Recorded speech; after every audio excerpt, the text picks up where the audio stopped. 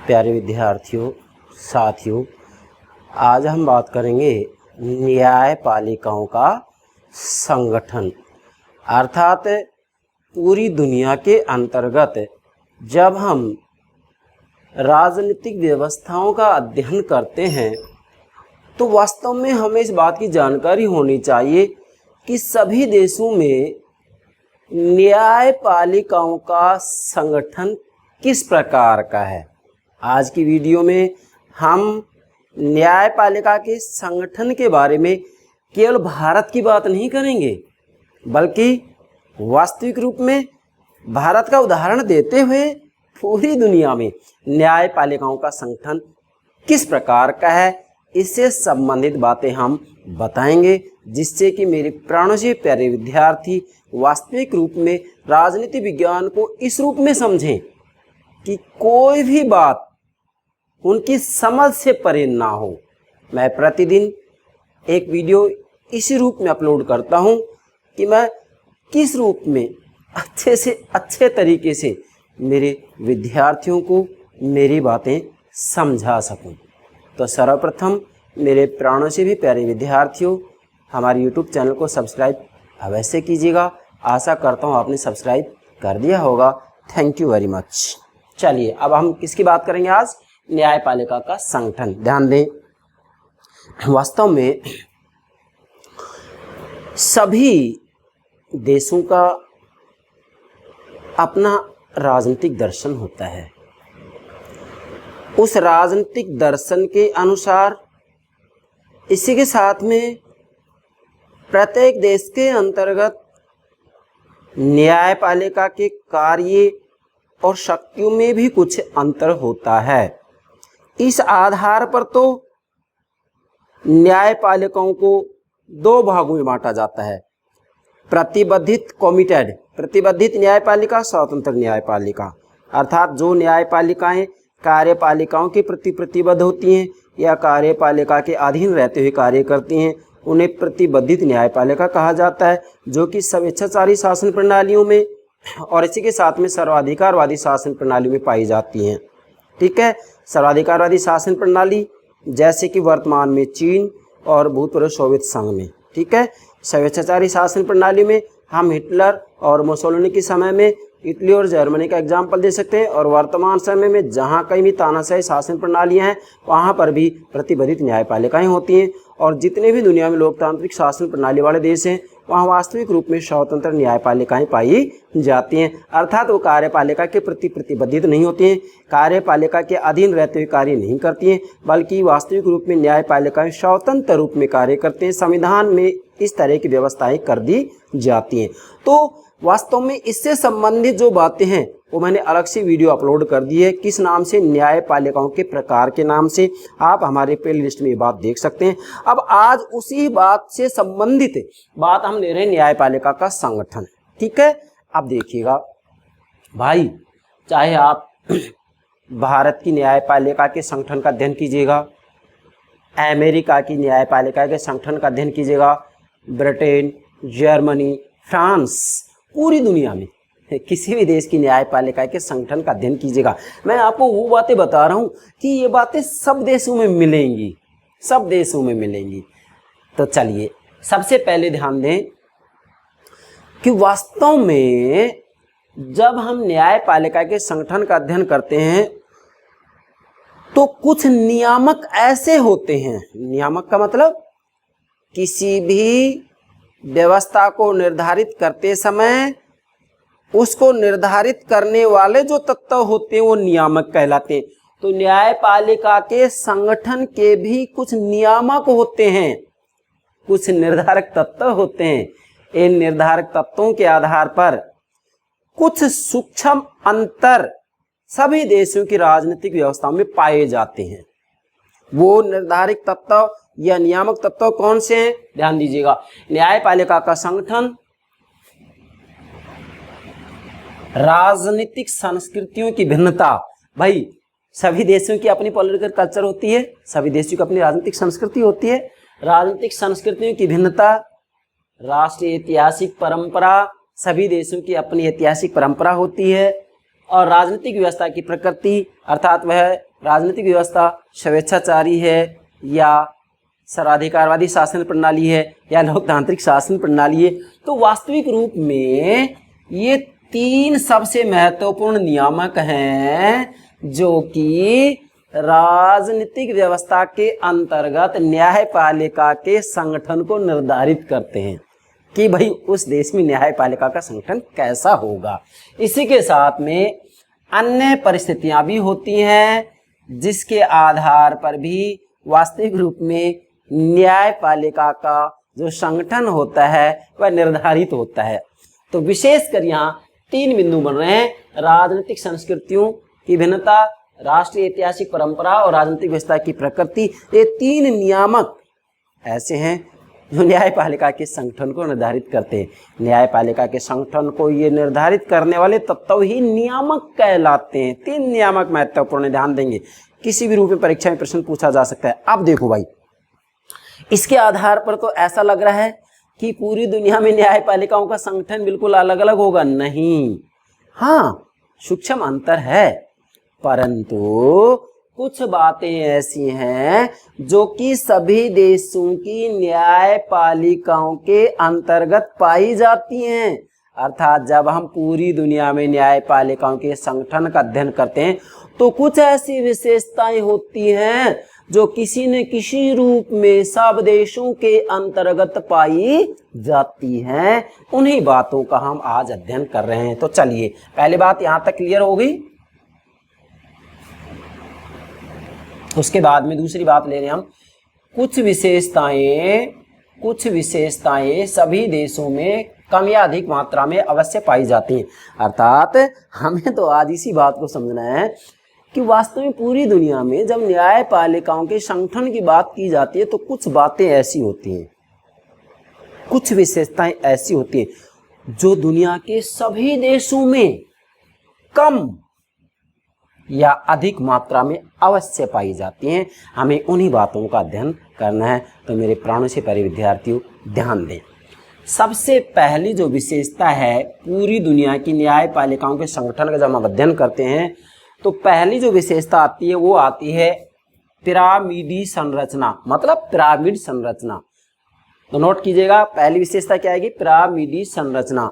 अर्थात वास्तव में पूरी दुनिया के अंतर्गत सभी देशों की न्यायपालिकाओं के संगठन में किसी न किसी रूप में पिरामिडी संरचना पाई जाती है। पिरामिडी संरचना का मतलब क्या है? जैसे मैंने यहाँ ये आपके लिए चित्र बनाया है और विशेषकर ये एग्जाम्पल मैं भारत का दूंगा कि भारत में न्यायपालिका का संगठन चित्र है, न्यायपालिका का संगठन चित्र। और जो संगठन चित्र है पिरामिड के रूप में बनाया, अर्थात त्रिभुज के रूप में। अब पिरामिड के रूप में क्यों है, पिरामिडी संरचना क्यों है, इसका मतलब क्या होगा? इसका मतलब देखो भाई क्या है, मैं ये समझाऊंगा आपको, देखिएगा इधर।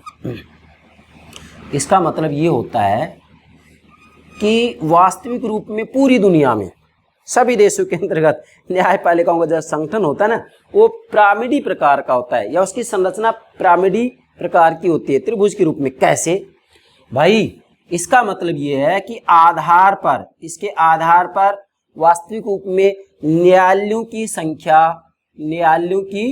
संख्या ज्यादा होगी और शक्ति कम होगी, समझे?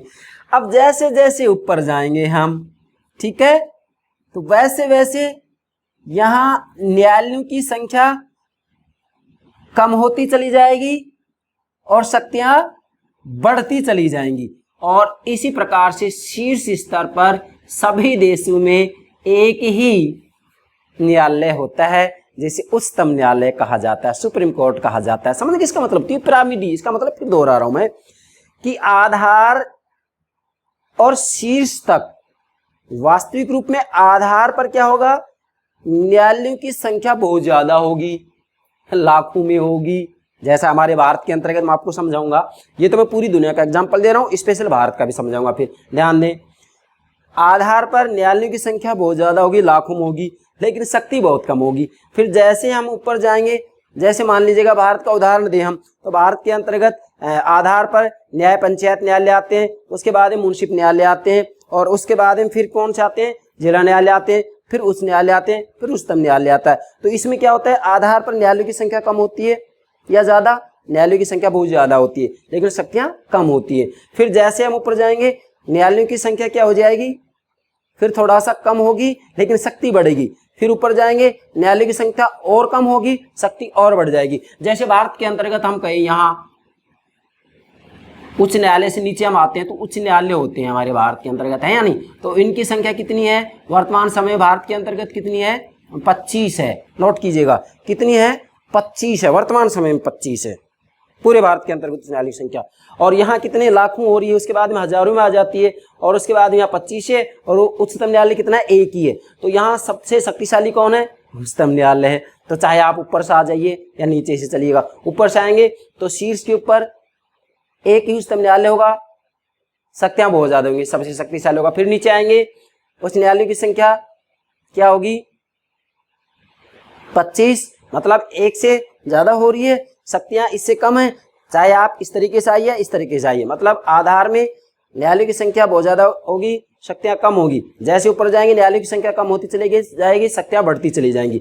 तो पूरी दुनिया के अंतर्गत किसी न किसी रूप में जो न्यायपालिका की संरचना होती है वह पिरामिडी प्रकार की होती है। नोट कीजिएगा ये बात, पूरी दुनिया में कहीं पर भी आप अध्ययन कीजिएगा। हाँ, आप इसमें हम भारत का एग्जाम्पल दे रहे हैं। चलिए इस पिरामिडी संरचना में विशेष मैं भारत का एग्जाम्पल दे रहा हूं, इधर आइए आप देखिए, नोट कीजिएगा भारत में न्यायपालिका का संगठन चित्र।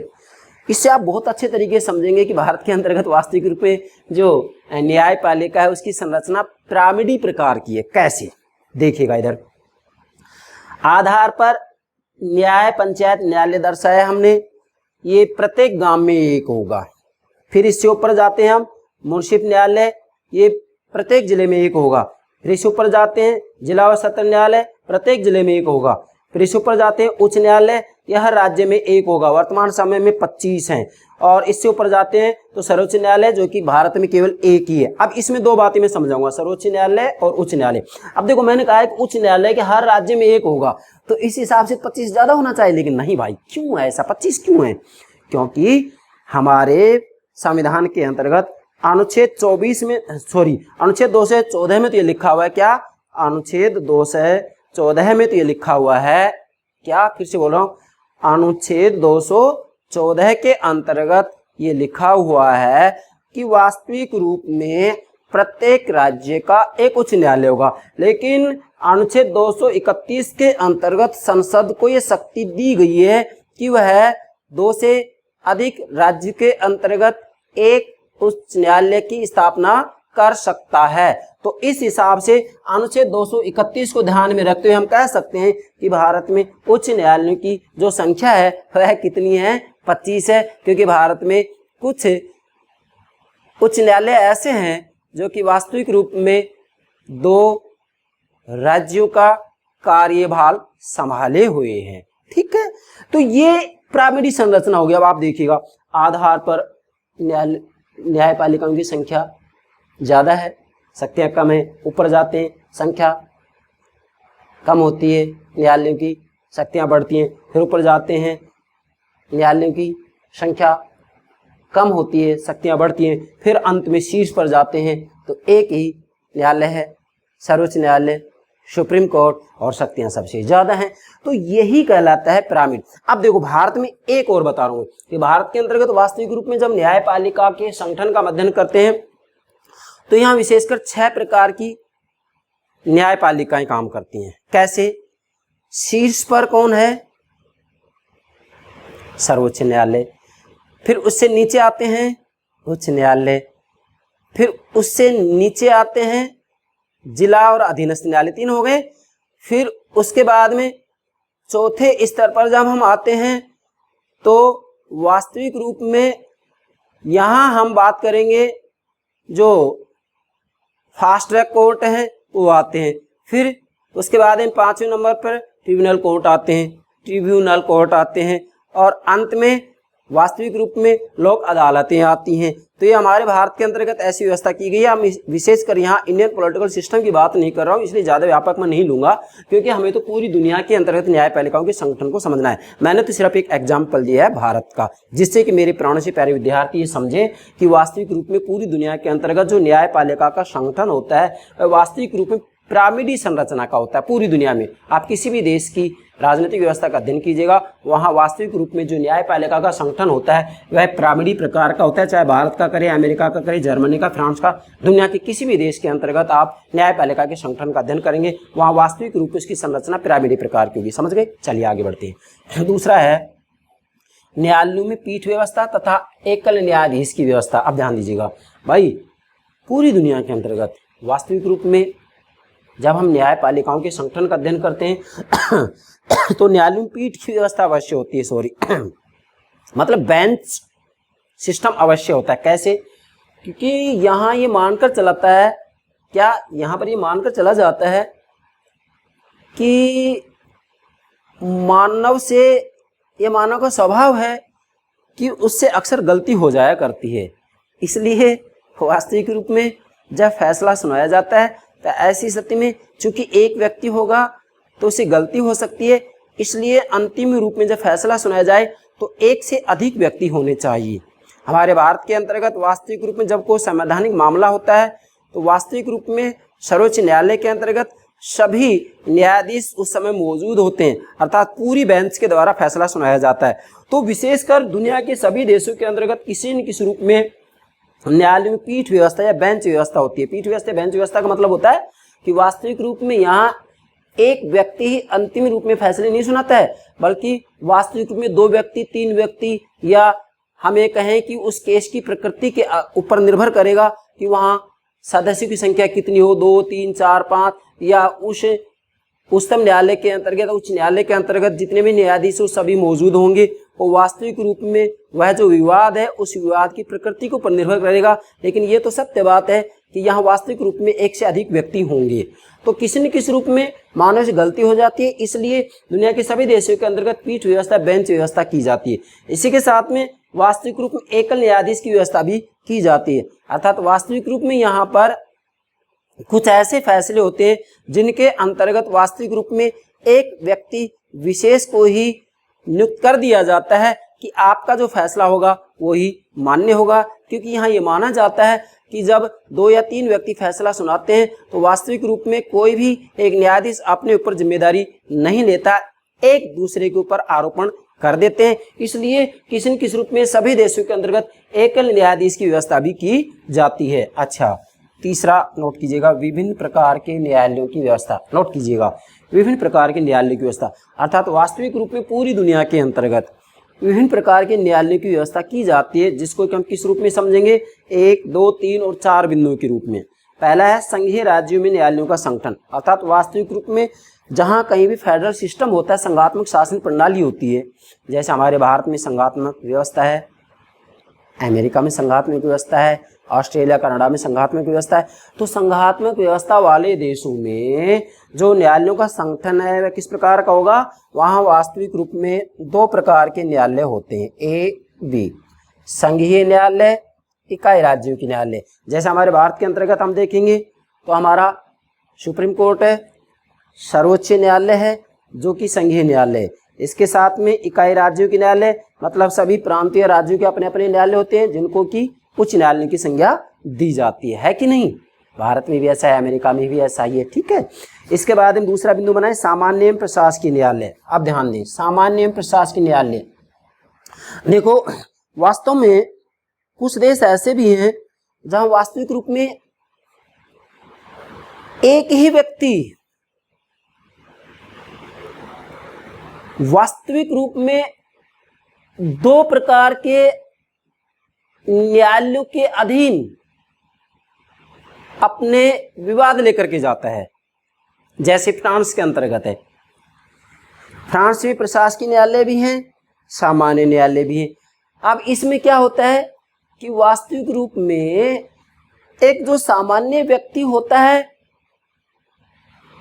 उसके जो विवाद होते हैं सामान्य न्यायालय में जाएंगे, लेकिन यदि एक सरकारी कर्मचारी है तो सरकारी कर्मचारी वास्तविक रूप में प्रशासकीय न्यायालयों के अधीन अपने विवाद को लेकर के जाएगा और प्रशासकीय न्यायालयों के द्वारा ही फैसले सुनाए जाएंगे। यहाँ एक बहुत महत्वपूर्ण प्रश्न बन रहा है क्या कि निम्न में से किस देश के अंतर्गत या कौन सा देश पूरी दुनिया में प्रशासकीय न्यायालय के लिए प्रसिद्ध है? तो आपका उत्तर होगा फ्रांस। अच्छा, इसके बाद में यहाँ तीसरा इसका प्रकार ले रहे हैं दोहरा न्यायालय। क्या है? दोहरा न्यायालय। दोहरा न्यायालय का मतलब होता है जो घूम घूम करके फैसला सुनाते हैं, भ्रमणशील न्यायालय भी कहते हैं इनको, दोहरा न्यायालय। अब देखिएगा वास्तविक रूप में दोहरा न्यायालय वो न्यायालय होते हैं जो कि क्षेत्र क्षेत्र में घूम घूम करके फैसले सुनाते हैं। इसका मैं एग्जाम्पल ले रहा हूं, जैसे भारत में है बोर्ड ऑफ रेवेन्यू। नोट कीजिएगा, भारत में क्या है? बोर्ड ऑफ रेवेन्यू एक प्रकार का दोहरा न्यायालय ही है। आपसे ये भी एग्जाम पूछा जा सकता है कि भारत में निम्न में से कौन दोहरा न्यायालय है? 4 विकल्प दे दिए जाएंगे जिसमें आपको एक विकल्प मिलेगा बोर्ड ऑफ रेवेन्यू, तो आपका आंसर क्या होगा? Board of revenue. इसी के साथ में वास्तविक रूप में दोहरा न्यायालय ब्रिटेन के अंतर्गत और अमेरिका के अंतर्गत भी मौजूद है। तो कहने का मतलब ये है कि जब हम पूरी दुनिया की राजनीतिक व्यवस्थाओं का अध्ययन करते हैं तो हम पाते हैं कि वहाँ दोहरा न्यायालय की व्यवस्था भी की गई है, सामान्य न्यायालय, प्रशासकीय न्यायालय की व्यवस्थाएं भी की गई है। अब इसी तीसरे बिंदु के अंतर्गत चौथा जो पार्ट होगा वो लेंगे विशिष्ट विषयों से संबंधित न्यायालय। नोट कीजिएगा, विशिष्ट विषयों से संबंधित न्यायालय पूरी दुनिया के अंतर्गत वास्तविक रूप में विषय विशेष से संबंधित न्यायालय की व्यवस्थाएं भी की गई है और वास्तविक रूप में जिस विषय से संबंधित जो न्यायालय होता है उस न्यायालय के पास ही उन विवादों को लेकर के जाया जाता है। कैसे? नोट कीजिएगा, विशिष्ट विषय से संबंधित न्यायालय जैसे भारत में है फौजदारी न्यायालय, दीवानी न्यायालय, माल या रेवेन्यू न्यायालय। अब वास्तविक रूप में जो आपराधिक मामले होते हैं जैसे हत्या और मारपीट से संबंधित, तो ये कहाँ जाएंगे? फौजदारी न्यायालयों के सामने लेके जाएंगे। इसी के बाद में यदि क्षतिपूर्ति या हम ये कहें कि संपत्ति से संबंधित कोई विवाद है, क्षतिपूर्ति, दावा, अधिकार प्राप्ति से संबंधित कोई विवाद है, तो वो दीवानी न्यायालयों के सामने जाएंगे। तो विषय विशेष से संबंधित हो गए ना। अब वास्तविक रूप में जो फौजदारी आपराधिक मामले हैं इनका जो मूल उद्देश्य होता है वो सजा देना होता है और जो दीवानी न्यायालय है इनका जो मूल उद्देश्य होता है क्षतिपूर्ति होता है। ये भी नोट कीजिएगा, इनका मूल उद्देश्य क्या होता है? क्षतिपूर्ति होता है। और फौजदारी न्यायालयों का मूल उद्देश्य क्या होता है? सजा दिलाना होता है। ये भी आपको ध्यान में रखना है। इसी के साथ में माल या रेवेन्यू न्यायालय भी होते हैं। ये मैं एक एग्जाम्पल ले रहा हूँ भारत का। इसी प्रकार से जर्मनी के अंतर्गत भी फौजदारी, दीवानी, प्रशासनिक और संवैधानिक न्यायालयों की अलग से व्यवस्थाएं की गई हैं। ये बात भी आपको ध्यान में रखनी है। इसी के बाद में और अगली महत्वपूर्ण बात ध्यान देंगे, आधुनिक युग में अनेक देशों में, नोट करें, आधुनिक युग में अनेक देशों में औद्योगिक न्यायालय है। औद्योगिक न्यायालय की स्थापना की गई है। औद्योगिक न्यायालय, श्रमिक न्यायालय, बाल न्यायालय, उपभोक्ता न्यायालय आदि की स्थापना भी की जाने लगी है। तो भाई इतने प्रकार के न्यायालय हो गए और विषय विशेष के आधार पर अलग अलग रूप में न्यायालयों की स्थापना की जा रही थी। इसका मतलब तो यहाँ ये स्पष्ट हो रहा है कि विधि के शासन का पतन होता जा रहा है। क्यों? क्योंकि विधि के शासन का मतलब तो ये होता है कि वास्तविक रूप में सभी एक ही विधि के अधीन होंगे और सभी के जो मामले हो एक ही न्यायालय के अधीन रहेंगे, एक ही न्यायालय के अधीन जाएंगे। लेकिन यहाँ तो विषय विशेष के आधार पर अलग अलग रूप में न्यायालय की स्थापना कर दी गई है। जैसे यहाँ प्रशासकीय न्यायालय तो सरकारी कर्मचारियों के अलग से न्यायालय की स्थापना है। तो क्या यहाँ विधि के शासन का सरासर उल्लंघन नहीं हो रहा है? क्या यहाँ पर ये विधि के शासन का सरासर उल्लंघन नहीं है? यस। लेकिन भाई ये सभी न्यायालय वास्तविक रूप में विधि के शासन को सफल बनाने के लिए स्थापित किए जा रहे हैं। तो मेरे प्राणों से प्यारे विद्यार्थियों, ये हो गया न्यायपालिकाओं का संगठन। मैं क्या बोल रहा हूँ? यहाँ मैंने लिखा न्यायपालिका का संगठन, लेकिन मैं क्या बोल रहा हूँ? न्यायपालिकाओं का संगठन। मतलब पूरी दुनिया में जब आप राजनीतिक व्यवस्थाओं का अध्ययन करते हैं तो वास्तविक रूप में सभी देशों में न्यायपालिकाओं के संगठन की क्या व्यवस्थाएं की गई, न्यायपालिकाओं का संगठन कैसा होता है, ये मैंने आपको समझा है। आप इसके आधार पर एक मोटा मोटा खाका ढांचा संरचना तैयार कर सकते हैं, जिससे कि आप पूरी दुनिया की न्यायपालिकाओं को ठीक से समझ सकते हैं। और मैंने यहाँ विशेष भारत का एग्जाम्पल दिया है। इसके आधार पर किसी भी रूप में आपसे कोई प्रश्न पूछा जाता है तो आप आसानी से उसका जवाब दे सकते हैं। इसी के साथ में स्नातक स्तर के विद्यार्थी, स्नातकोत्तर स्तर के विद्यार्थियों के लिए भी बहुत महत्वपूर्ण बात है। आपसे भी एग्जाम पूछ लिया जाता है कि भारत के अंतर्गत न्यायपालिका के संगठन के ऊपर एक लेख लिखिए या समझाइए। तो मेरे भाई आप इसके आधार पर ये सारी बातें आप लिख सकते हैं। जैसे पिरामिडल संरचना है, आप इसको व्यापक रूप में वर्णित कीजिएगा और इसके बाद में इनमें से आप जो भी भारत के अंतर्गत हैं उन सबको भी आप नोट कर सकते हैं। और यदि आपको कहीं दिक्कत आती है तो मेरे भाई आप पूरा का पूरा ये जो मैंने ढांचा तैयार किया है इसको आप नोट कर सकते हैं, अच्छे से अच्छे अंक प्राप्त होंगे। तो मेरे प्यारे विद्यार्थियों, ये हो गया न्यायपालिकाओं का संगठन। ठीक है, आशा करता हूँ आप न्यायपालिकाओं के संगठन को ठीक से समझ गए होंगे। Thank you very much, thank you very much.